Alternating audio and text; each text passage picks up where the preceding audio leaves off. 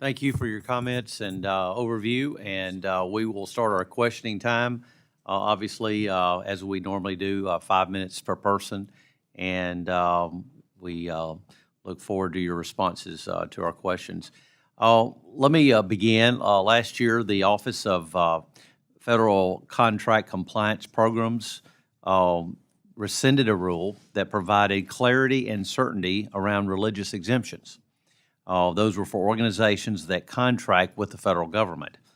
The rule allowed religious organizations to operate according to the religious beliefs while participating as federal contractors.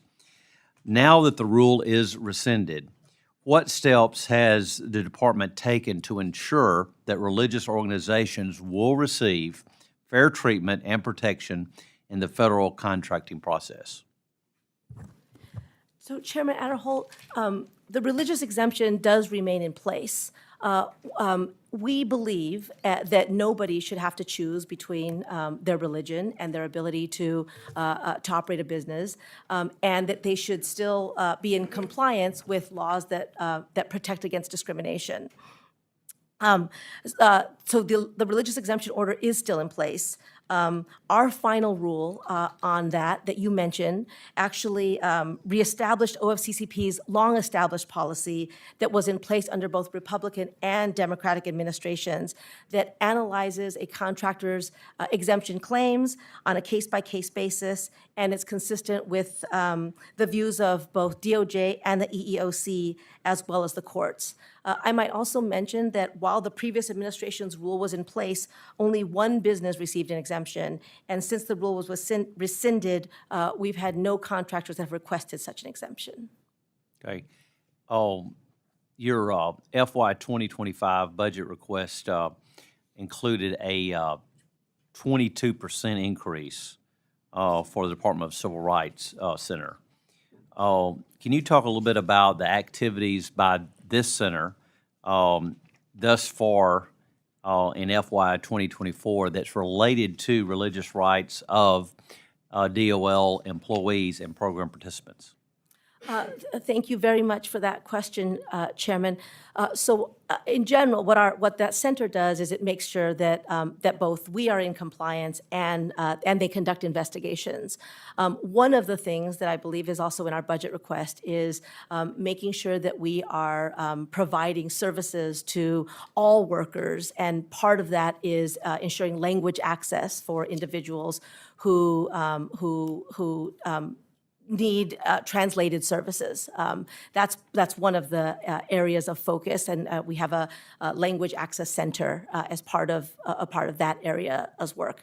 But the other thing is that we do investigate if there are complaints that are made internally. That is part of the work also of our internal Office of Civil Rights.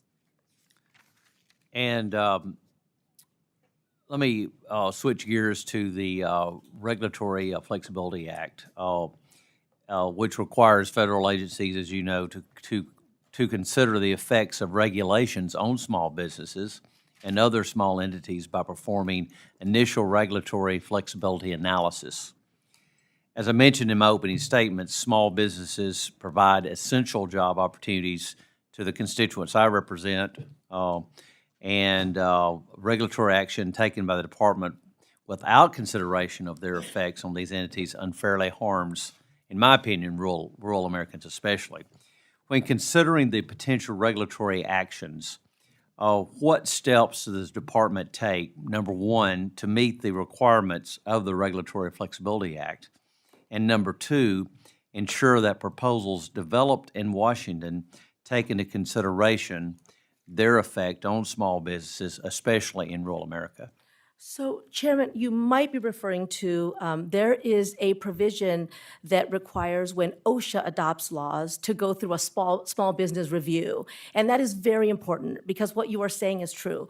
We do take and must take great care to make sure that the rules that we put in place have the impact that is intended and don't have negative unintended impacts. And that is why, many people complain that our rulemaking process takes too long. Part of that is because we do go through a very careful review that includes small businesses.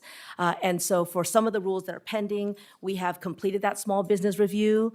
For others that are upcoming, we will obviously comply with that. The other is that even outside of the OSHA space, we engage with, we listen to, beyond just the regular public comment period, which is also a time in which we hear the kinds of comments that you were talking about, but we do reach out to small businesses, we do listening sessions, we invite input, we take all of those things very seriously because, as you have mentioned, small businesses are really the engines of our economy. I know that because my parents had small businesses. We have to make sure that we understand the impact of any of our rulemaking on all affected stakeholders. Thank you. Ms. Doral.